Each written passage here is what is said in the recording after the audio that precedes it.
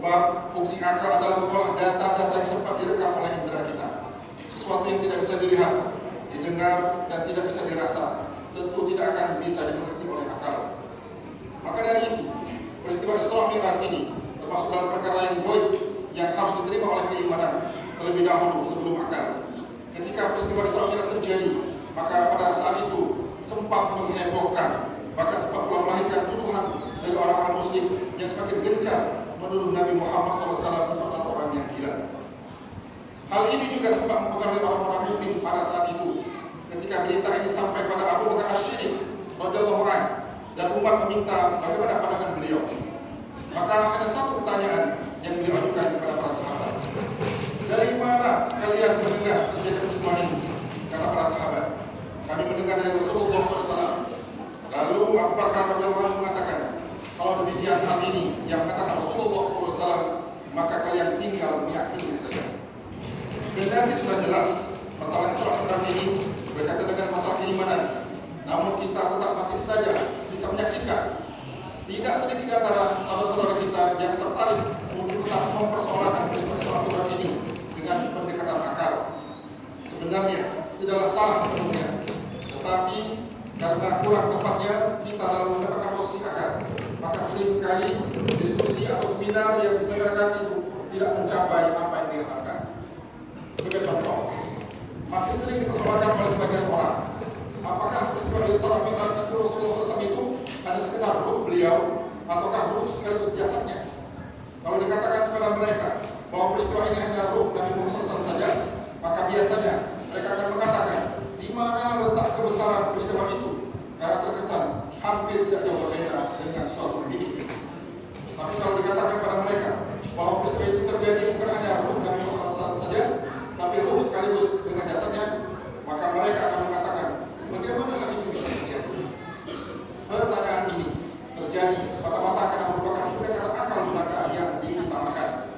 Menurut mereka, bagaimana mungkin Nabi Muhammad SAW itu bisa pergi pulang dari Masjid Haram ke Masjid Aqsa, Yerusalem Palestina, yang kemudian Mi'raj melewati sekian lapis langit dan sampai ke Sidratul Muntaha hanya ditempuh dalam waktu 1 malam saja. Padahal menurut penelitian, bila saja manusia keluar dari bumi ini, tidak mungkin bisa hidup jika tidak dibekali oleh oksigen. Sementara tidak ada keterangan yang menyatakan bahwa Nabi Muhammad SAW itu dalam Isra Mi'rajnya dibekali dengan tabung yang berisi oksigen.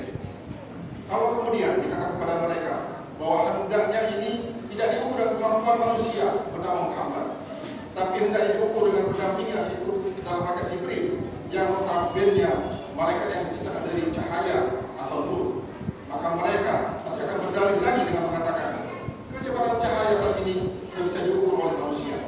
Hal ini pun menurut mereka tidak mungkin karena perjalanan sejauh itu hanya ditempuh dalam 1 malam. Maka tambah ada diskusi mereka.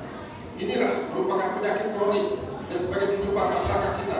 Manakala ada suatu perintah dan larangan dari Allah SWT yang sudah jelas perintah dan larangannya, mereka tidak segera melaksanakan perintah itu dan meninggalkan larangannya, tapi malah disibukkan hanya untuk mendiskusikannya saja.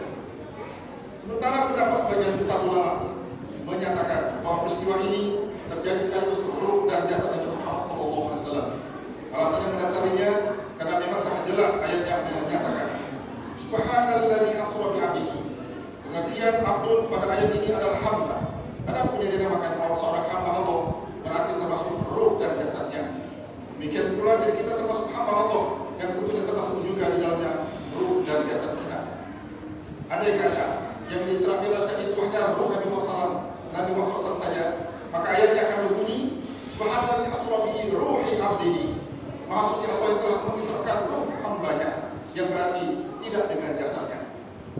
Dan seandainya memang Isra Mi'raj itu Allah SWT itu hanya sekedar dari ruh Nabi Muhammad SAW, maka tidak akan terasa kenyataan Allah SWT dalam lanjutan ayat-ayatnya yang menyatakan linuriyahu min ayatina, untuk kami tunjukkan kepada manusia akan tanda-tanda kekuasaan dan kebesaran kami. Kini yang terpenting bagi kita, adakah yang bisa kita petik hikmah di balik peristiwa Isra Mi'raj ini? Sebenarnya ada sesuatu yang bisa kita petik hikmahnya dari peristiwa ini.